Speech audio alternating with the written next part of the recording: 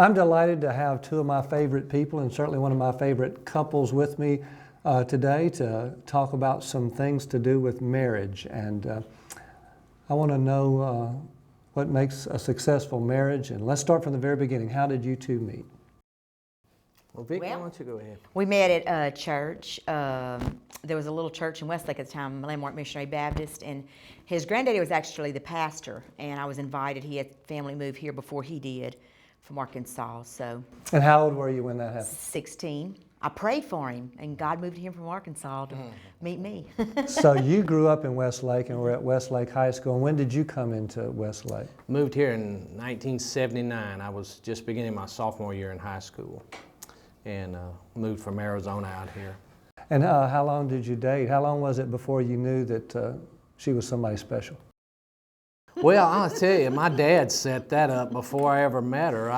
When I was in Arizona, we had moved around quite a bit, so I was not keen on moving again. We had moved several times, and my dad said, you know, he was trying to do anything to motivate me to want to move, and it just wasn't working. And one of the things that he told me, he said at the church, my granddad was pastoring a church in Westlake, and he said, at your granddaddy's church, there is this very, very pretty girl, and I think you would like her. And it still didn't motivate me much, but he finally got me in a car, and I really didn't want to come, but we made our trip out here to Westlake and got to Landmark Missionary Baptist Church here in Westlake, and went to our first service, and I met the girl he was talking about, Vickie, and she was so sweet to me. She was very friendly. She knew that we had been through a lot of things, and she just she started right off being my friend and trying to make me feel comfortable. And I knew she was a special girl then. I didn't know that we would be spending the rest of our life together. But what year then did you get married? September 24th, 1983. So you've been married 31 years. 31 years. Go ahead. We want to go concentrate on the marriage, but give us the rest of the story in a flash. Children, where you work, where you live. I was in beauty school when we got married. He was at McNeese, finished our schooling, and then we waited 6 years to have children. We traveled a little bit, and then we had two beautiful daughters. Alyssa is 25, married in December, the week before she got married. Shelby's 22, graduated from McNeese, so she's home with us, and very, very blessed. Now we get to kind of just do what we want to do. And you own and operate Elevations across from Market Basket right here in Westlake. Yeah. That's been a blessing also. Now, Lamar, did you know you were going to be a preacher in those early days? no, I sure didn't. I was going to McNeese during that period of time when we first met, when we first got married, and I did. I had the opportunity to go to work in one of the refineries here. Somebody offered me a job, and I dropped out of McNeese and went to work in the refineries, and had no. We were active in church, and we've been active in church our whole married life. I've been deacon in different ministries and things like that. I've done different things, but I really didn't know that that's where the Lord would lead me to. And my granddad that was instrumental in us coming to the Lord, he always kind of hinted that he wanted me to be to consider being a pastor or being a preacher, and I kind of declined that because it was his idea, not mine. I didn't want to do anything that would be displeasing to the Lord just because my granddad wanted me to do so. But no, I really didn't. That was a call that came later in life. I was in my 30s when the Lord called me to pastor. So. And you actually were a staff member of a church and a teacher of a Christian school before you became pastor, right? Vickie, were you supportive of that decision? I was, and I think it was God's time. And early on in our marriage, I think it might have been a little bit more hard. Had God prepared you in some ways to be a pastor's wife? I think we went through a lot because he always was on staff in a sense of chairman of deacons or a deacon or something. And so I think God prepared our hearts because we was in church work so much that when he was called to ministry, I just felt that that's what he was supposed to do. So. And you've been at Trinity Baptist Church in Sulphur for 11 years. 11 years, and you live in the Houston River area, on Houston River Road, or right off Houston. We just moved, about a year ago. With the Sassaw buyout, you're closer to Anthony Ferry or something like that? We are, just 5 minutes from where we were. So. Well, let's talk about what's made your marriage successful. In a lot of marriages, the bonding perhaps grows in trials. Have you had a difficult time that you would want to talk about and how you got through it? You know, I know a lot of people have those stories and things like that, and we married very young. I was 19, Vickie was 20, and a lot of people frowned on that and were worried that that would be way too young. And I have to tell you, if my daughters came to me at 19 and 20, I'd be like, whoa, let's wait, let's talk through this. But I'll have to say this, that God has so blessed us in our marriage and relationship, and God's just been so good to us. And I don't know why. I don't know why He's chosen to be so good to us, and others struggle. I'm nothing special. We are just folks like everybody else. But no, quite honestly, God has just really, really blessed us through 31 years of marriage and then 3 years of dating. We come from very similar backgrounds. We had some very similar experiences as kids and teenagers, so we understood each other, and we understood we understood and knew how bad marriages could be.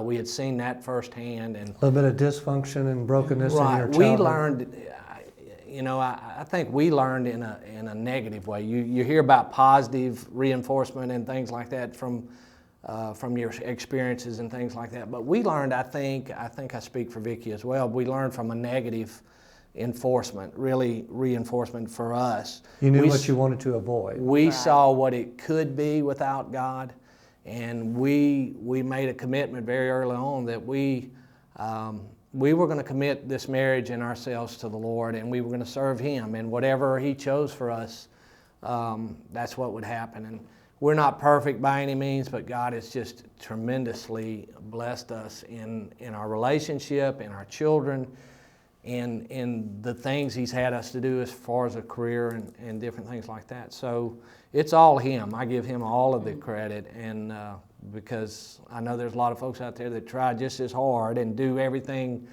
by the book and still struggle. So Vickie, was there a time when you had to depend on each other perhaps more than other times? I think honestly part of the reason why that our marriage has been so successful is because of, this is my best friend, and I'm a major communicator. So even if you're not a communicator, you're going to communicate. So I think that a lot of things, we just communicated about everything, and you know. Do you set aside time for that, or is it just natural in the flow of life? It's just, whenever we, even when our kids were little, because I can still remember, you run, and even though we chose, okay, you pick one thing to do at a time, sports-wise, gymnastic-wise, cheer, whatever it is, we still made it a point to come together and try to have supper together at home together, and we never had TVs on or anything like that. Back then, we didn't have to worry about cell phones, and then we would lay down at night, we would always discuss stuff without the kids, if there was something that we needed to discuss. I tell you, I truly understand. As a pastor, I say this all the time to couples that are getting married and stuff, but when God says He will make two become one, He will become one flesh. I didn't really understand the full potential and the impact of that, but Vickie and I are very positive, negative. I mean, we are so different. Our personalities are vastly different. Vickie's very outgoing, very vocal, she's in the spotlight, she's the center of attention. I'm the guy that can get in a corner and be quiet and let things unfold. I'm pretty quiet. I'm self-reserved in that sense. And I think because God placed me with her outgoing personality, I never would have been a pastor had I not, been able to speak in front of people and do all the things that God's called me to do if I hadn't seen how she does it. And I think we've come to a place somewhere in the middle. She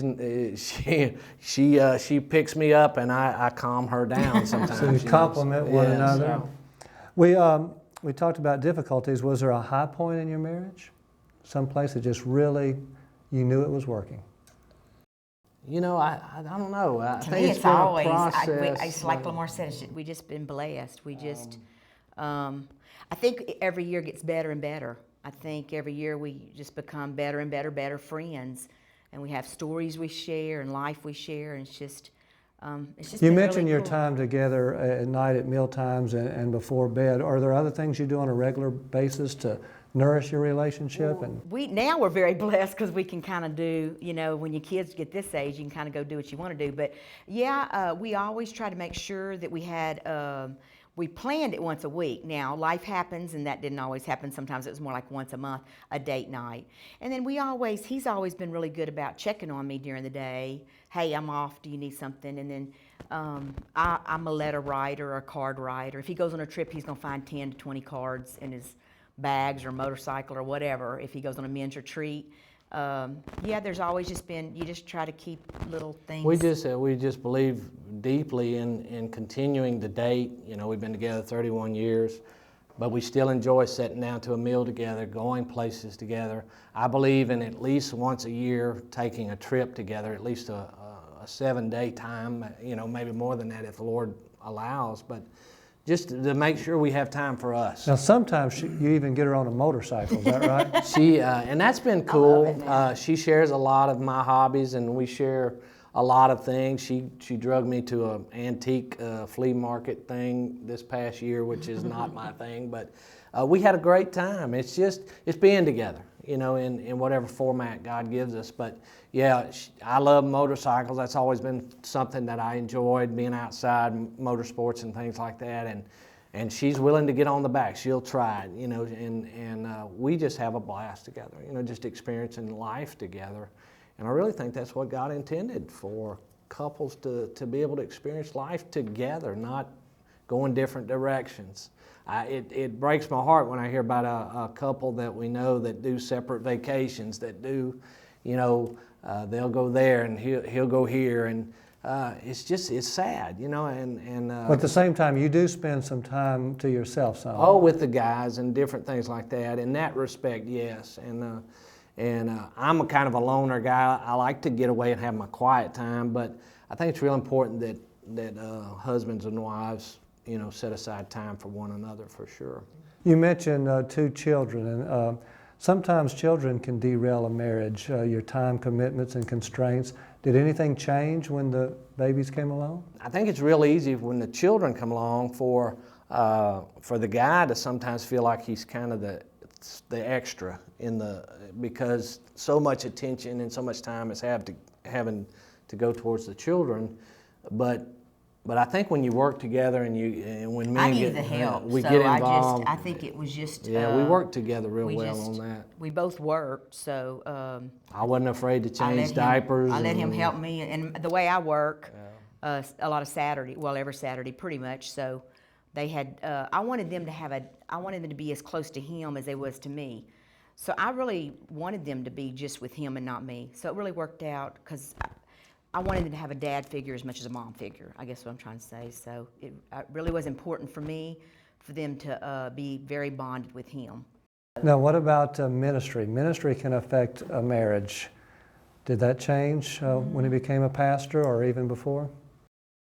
I think for me, in ministry, and you as a pastor, you know this, that some ministry is a wonderful thing when God is in it. When God is leading you and called you into it, it can be a wonderful thing, but it can be a stressful thing too. And there's times where you have some ups and downs in ministry work, and it can be very stressful in those times. And but I always knew personally, I knew that my wife was behind me, and she was my number one.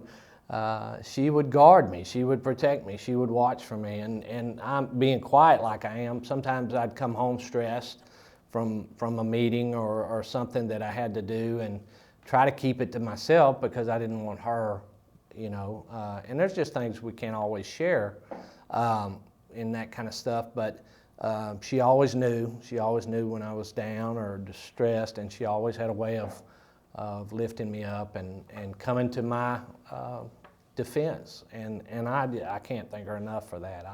I needed that desperately at times, and she's always just been my partner. Vickie, was there any pressure feeling like you're living in a fishbowl?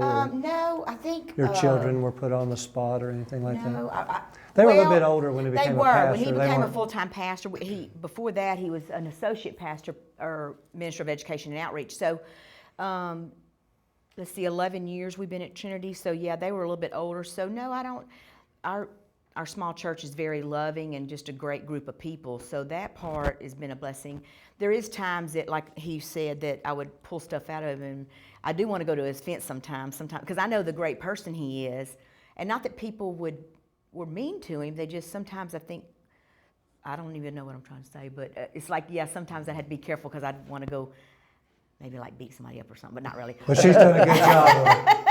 Yeah. Oh, she has. She's been a great pastor's wife. I can't imagine any woman doing any better than my wife has. Well, the reason we're talking to you today is because you've had such a successful marriage. But if you could hope one thing better for your children, what would that be?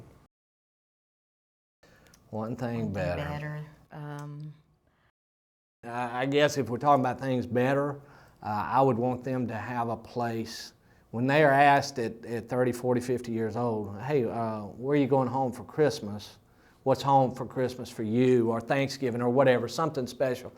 I would hope that they would say, oh man, I remember those times, and I want to be there. And they may not be able to be there, but I want them to have a warm place for our home for them. So I think mine would be, I prayed so hard and struggled so hard with making sure that I would be a good Christ-like example as a wife and a mother, and I would hope that it would just come easier to them. I think because of the way I grew up, that was just I want to make sure that was always very important to me, that I reflected Christ as a wife and a mother. And they picked now, I said, what was Shelby especially, my baby, I say, they always just tell them, you know what, and they say, we know you love us, Mom, but I guess I just always want to make sure they just felt the love. Amen. And just to share the love. Well, you've probably counseled couples that were engaged or newly married, and what do you tell them? What does it take to have a successful marriage in 2015? Well, I think, you know, it's so sad to me as wives, I think, and one of the things early on in our marriage, and I won't say who, we was around somebody, and I just thought his wife was the most naggingest wife I've ever seen in my life, and I just thought, so I went home and I said, if I ever nag you like this person nagged, would you please let me know? And he assured me he would let me know I said, if definitely. I did. I just think sometimes people just take, you know, especially when we first got married, he just could not remember when to take the trash out. He just don't. And I think it's stupid to get mad about it. Just remind him every Tuesday, honey, guess what? We need to put the trash out tonight. And he would do it, but he couldn't remember it. And there's certain things I think people just nag over some of the Maybe stupidest things. pick your The relationship's worth more than winning an argument. Right. Pick your battles, you know. Was there anything that you would change in giving advice to older couples, people who've been married? I've been married 24 years, even older than that. Something that a seasoned person in marriage would do well to know. Don't give up dating. Don't ever forget why you came together in the first place. We pursue this person to be our companion and our bride and our husband, and we do that, and man, we're so passionate about that. We want that to happen, and we'll pursue it, and we'll knock people out. We won't allow people to get in the way of that because we want it so desperately. But when we've been married 10, 15, 20 years, that kind of wanes a little bit. And I would say to an older couple, don't ever get to a point where you take things for granted. Date that person, treat them like you're still dating, and take time with them. You know, do those special, silly, ridiculous things that you used to do. Get flowers and get cards, and just don't ever let that seem outrageous and silly to you, and don't ever get tired of that. And always, I don't care if it's, let them know. I mean, we've got so much technology now. Tell them you love them. Text them you love them. Let them know you're thinking about them. You're at the store. Can I get you something? Whatever it is.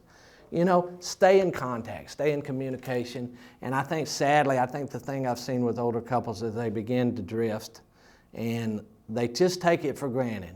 They're there in the same house, they're there in the same place, but they're not connected anymore, and they don't even really know each other. It's so sad to hear about the divorce rate being so high at the 20 or 25 year mark. When the kids are gone, they no longer have anything to stay together for, and it just breaks your heart. And our relationship has to be priority always, even even over the kids, believe it or not. And I think when the kids do move out and we're gone and we're entering the empty nest stage of our house, and I mean, we're still best friends. That hasn't changed, and we still love being together. So if you've lost that somewhere along the line, and the kids are your glue, or whatever's your glue, when they're gone, you're in trouble. So, Anything you would add, Vickie? Advice to someone who's been married a while. The empty nest thing is for real. Like Yeah.